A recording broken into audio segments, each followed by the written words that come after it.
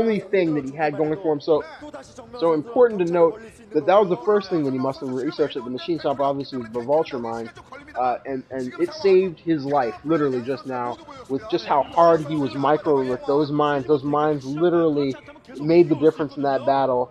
And that says a lot, folks. I mean, it is to use mines to that effect. And it looks like Vulture speed is also upgraded, so concentrating on the Vultures was fantasy in terms of the upgrades on that machine shop, and it paid off. I can't say that it was a faulty maneuver at this point. And he's going to send those Vultures directly to Jangbi's base, doing additional scouting. Jangbi putting another Reaver in a shuttle, so it looks like he's very intent on this harassment. Jangbi has been literally trying to contain or at least apply pressure this entire game.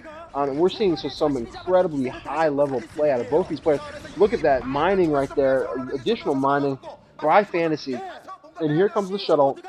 The machine shop is working, and Fantasy is actually going for the expansion here, banking on the fact that he's going to be able to protect with unsieged siege tanks at this point. Just going on micro alone, and he has landed his barracks. He's going to throw down additional tier 1 the Marines to support this as well.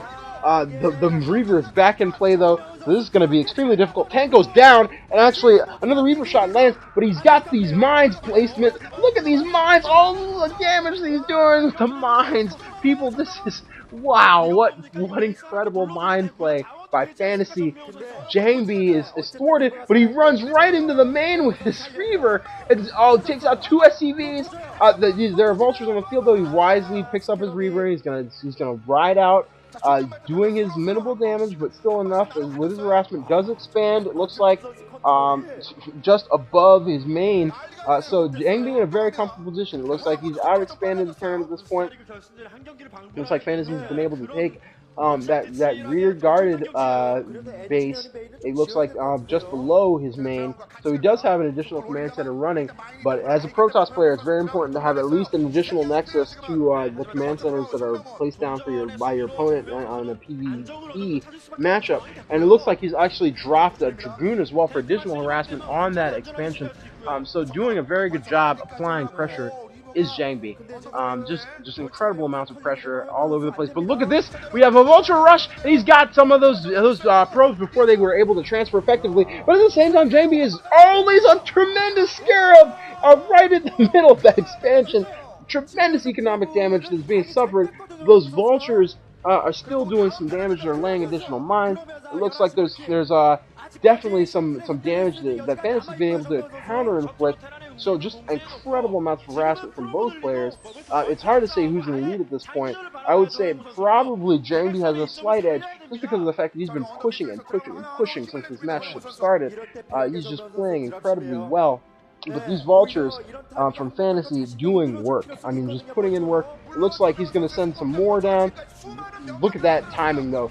Jangbi is going to go ahead and spot that, puts a Dragoon on his ramp. But these probes are going down. It looks like Fantasy is actually getting a surprising number of probes with this harassment. And he's constantly laying mines. Mines. Everywhere he goes. That's how you use Vultures, folks. You lay those mines, and you make maximum use of them, especially with a Protoss player that has no detection at this point. There are no observers on the field right now for Jangbi, so every minefield that he walks through is just literally going to be that much more dangerous. Dropship in play. I guarantee you that there's Vultures inside, but it looks like this is going to be intercepted by Dragoons. Oh god, and there's no way that drops. Oh, it gets taken out. Oh, Fantasy not pleased about that. They expand immediately to his face. Not an expression of joy there, I assure you. And those Dragoons out on the field are actually a very big deal. Obviously, taking out those Dragoons, or excuse me, for those dropships. But it looks like, wow, Jangbi's already gone to Arbiter Tech. He got the Stargate down, so he's already, an Arbiter Tribunal is morphing in. So he's already headed for that Arbiter Tech, trying to get those advanced ground units on the ground with some cloaking. And it looks like a shuttle speed on the way, or is actually done already. Double Reaver drop. Takes out a tank immediately, drops the Reavers right next to the tank, and it looks like he's going to lose. Oh my god, did he lose both of those Reavers? I think he did. and a Wraith coming in to clean up the shuttle. No, he did not lose both those Reavers, just one, but then the Reaver actually gets dropped out of that shuttle in time. So the shuttle does go down, however, to that Wraith, which is what the Wraith was produced for in the first place. So again, Fantasy's ingenuity somewhat coming into play there. As an anti-shuttle movement, and it looks like he's going to be able to now, with siege mode research, attack this Dragoon that's on the hill. And it looks like he's also moving out with these vultures. Nice force that he's got going on. Applying plenty of mines, and again, he's got plenty of vultures that are going to be able to clean up this Dragoon force. It looks like Jangbi's in the process of transferring some probes. At the same time, however, these vultures are cleaning up these. Oh, look at that! Look at the mines. I can't emphasize how much damage these mines are doing. And he manages to clean up additional probes as well. So just really making the best possible use out of these vultures. And it looks like he's spotted this expansion at the top left for Jangbi. The cannons are warping in, and he's got a pylon wall off. Very intelligent play by Jangbi. But I don't know how long he's going to be able to keep those vultures out while they're knocking at his door, and the vultures are just firing away. It looks like he's going to replace the pylon there with a gateway and an additional pylon, so he's very intent on protecting this expansion. A forge down as well, so that pylon, or excuse me, that cannon's going to warp in. And it looks like he might be able to fend this off with that cannon. But oh, a dropship coming in! And what is in the dropship? It looks like a siege tank! And that siege tank is going to siege immediately. And it looks like Jangbi, recognizing this might be a lost cause for the time being, is sending his probes out of the way. But oh, Dragoon's in here to help clean this up. So he cleans up those vultures, and Fantasy is retreating. So it looks like Fantasy picks up his siege tank and heads home with it. And that's going to make it safely. And he continues at the same time to just perpetually lay mines and harass with these vultures. They're just a force on the field at this point, just perpetually in motion, always going out, always laying additional mines. And as you can see, as the observer moves around the map, just mines everywhere.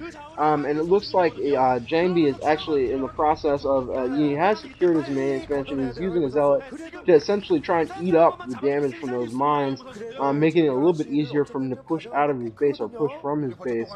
But those mines, again, serve so many purposes. That obviously the damage that they can inflict, but also it's like having a map hack. Fantasy is going to be aware, since Jangbi is concentrating on ground troops, he's going to be aware literally of any time that Jangbi moves anywhere. And it looks like Jangbi is actually moving out with his Dragoon force. He does have detection at this point. And it looks like, okay, speed lots on the ground for Jangbi attacking these tanks. But look at this micro by Fantasy picking up the tanks and leaving only the vultures on the ground to deal with. Oh, but he does manage to get one of the tanks. But still, fantastic micro from Fantasy. Again, I don't mean to say that so many times, but Fantasy is really just playing at such a high level right now. Managing to save units left and right, and in these small altercations, look at that, and oh wow, he almost caught those mines, but look at that, and a mine does catch that Dragoon, and it looks like he's going to be able to catch this Dragoon as well, with his superior force, and that is the difference, folks. That is how important micro is in this game, because that is going to be able to save that tank, which is going to be able to harass that Nexus and prevent Jangbi from mining. That little bit of difference, that little bit of micro, means all the difference. And that siege tank now on the high ground with those vultures for protection are going to be able to harass that Nexus for just a little while. It looks like there's a cleanup brigade that's coming in. He does manage to drop 2 fresh Dragoons on the hill, does Jangbi. So he's going to clean up that force, but still the damage has been done. He has been prevented from mining for that brief period of time, and that adds up. And look at all the tanks on the field for Fantasy. He's been macroing like a fiend this entire time. And it looks like Arbiters are out on the field for Jangbi, so he does have a significant ground army. But look at all, and tanks continuing to stream in. Goliaths on the field now, so armory in place. We've got +1 attack, it looks like, that's been upgraded. And there's a science vessel as well, so very well prepared for this Arbiter tech. Fantasy is just on all cylinders right now, and it looks like Jangbi honestly is doing the same. He's really been doing all he can, been pressing his early advantage. That Dragoon was in the wrong place at the wrong time, not really feeling it. And now it looks like with Comsat and Science Vessels and Goliaths and tanks and vultures, honestly, I'd have to give this the advantage to Fantasy at this point. taking a strong position on the map. But it looks like he's starting a slow push, not a hard push. No missile turrets going up, no SCVs. So I'd actually criticize Fantasy 4 with this heavy a mech army, not having any SCVs in the mix is almost criminal for repairs, for turrets. I mean, it's just almost inexcusable not to have them. And it looks like back to minor harassment. It looks like Jangbi, realizing that the tank is down, he's going to just go ahead and attack the engineering bay. Relatively wise. Just observing the minimap, it looks like Fantasy is pushing down.